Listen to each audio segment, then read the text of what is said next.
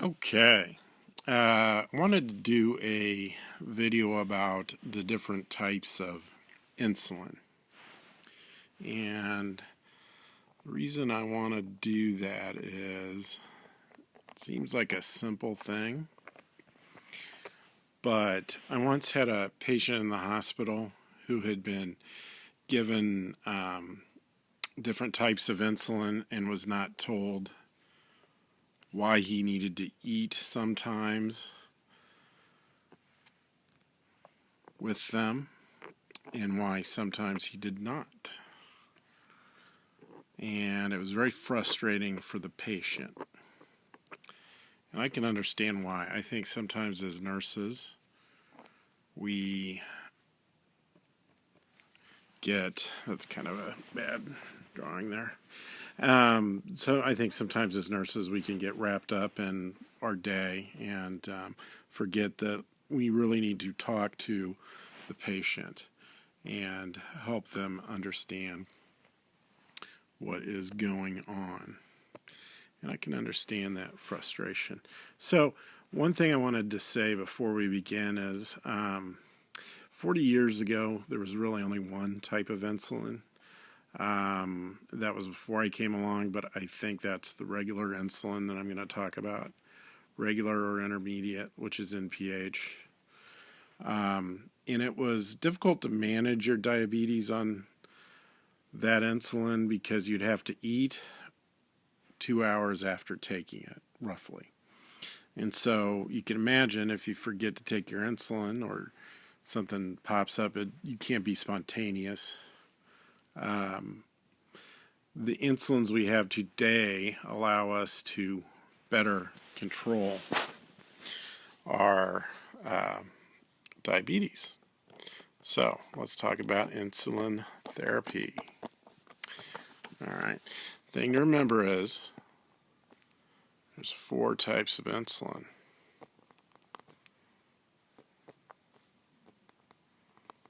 Okay. There's rapid.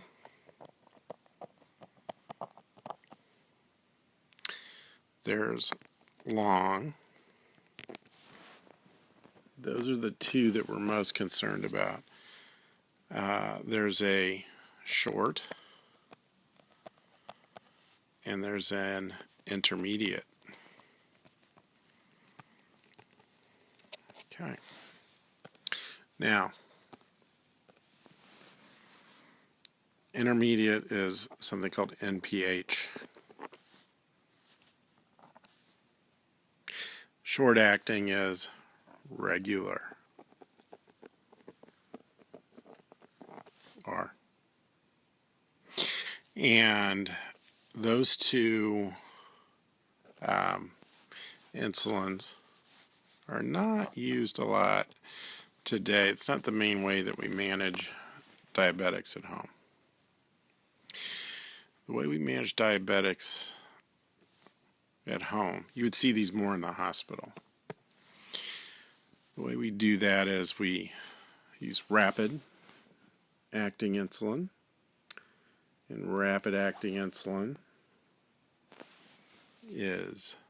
goes by 2 brand names. Novolog, that might be an O, and Humalog.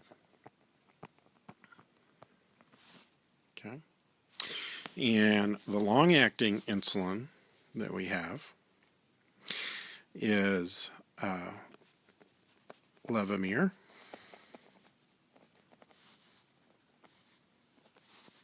and Lantus. Okay. Let's do a little timeline to help us understand this. Do a little timeline here.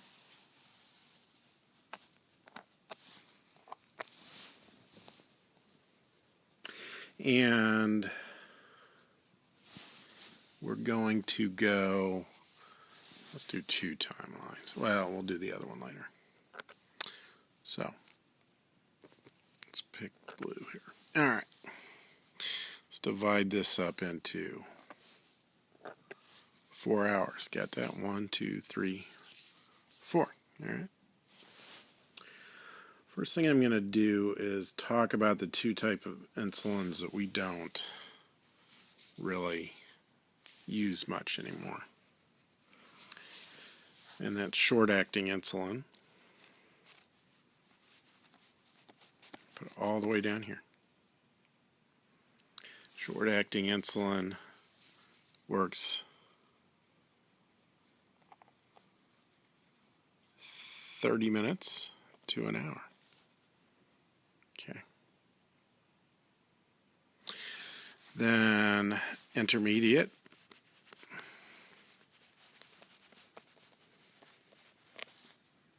Intermediate works an hour and a half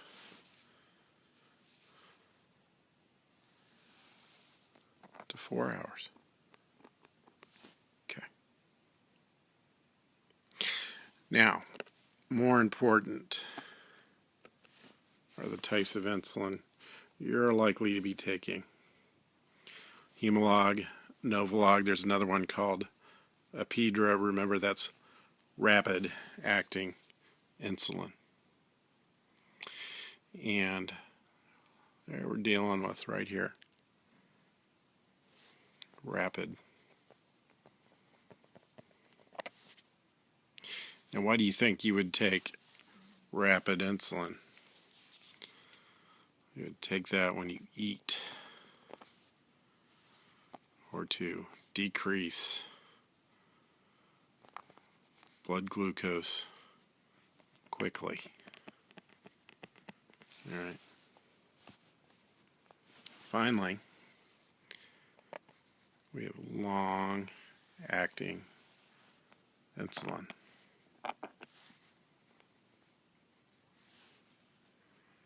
Long-acting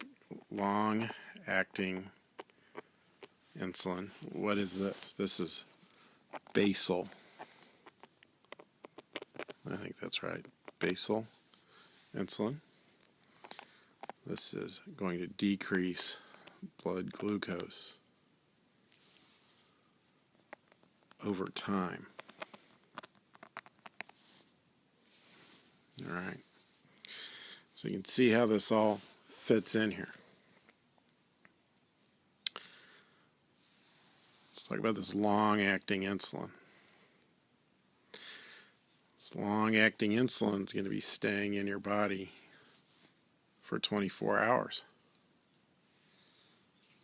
It's your basal insulin. This is going to knock your blood sugar down to about where we want it, independent of anything else, exercise or food. Then we have rapid insulin right here. It's going to bring it down when we eat. It stays in your body for a short amount of time and it works quickly. Okay, let's draw our timeline again. This one's going to be longer, 24 hours.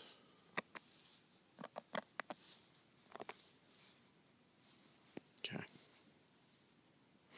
So, 24-hour period. Let's not think of this as a day, but a 24-hour period. You're going to take your long-term insulin once a day. That's your Lantus or your Levemir. It's going to stay in your system for 24 hours.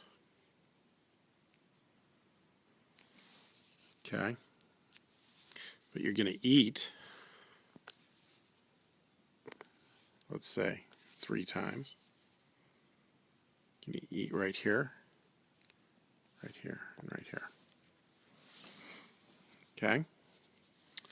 This is going to be your rapid acting insulin. This is going to be Novolog, Humalog,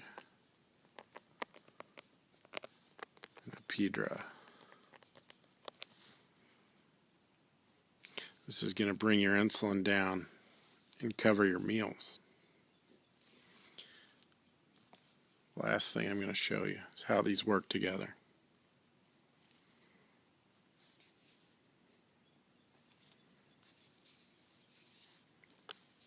Let's draw a graph with blood glucose.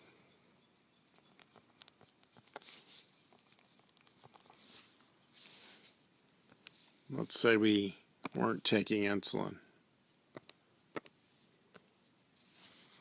If you're diabetic and not taking insulin, your blood glucose is up here.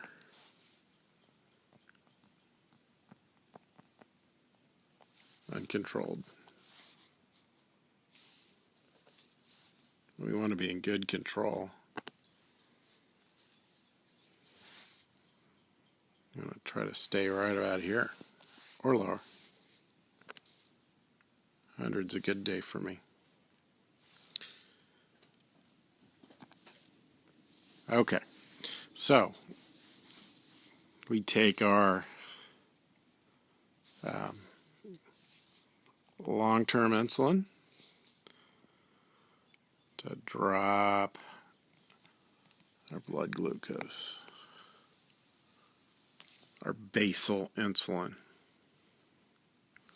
So if we don't exercise or we don't eat, it'd kind of stay about right there.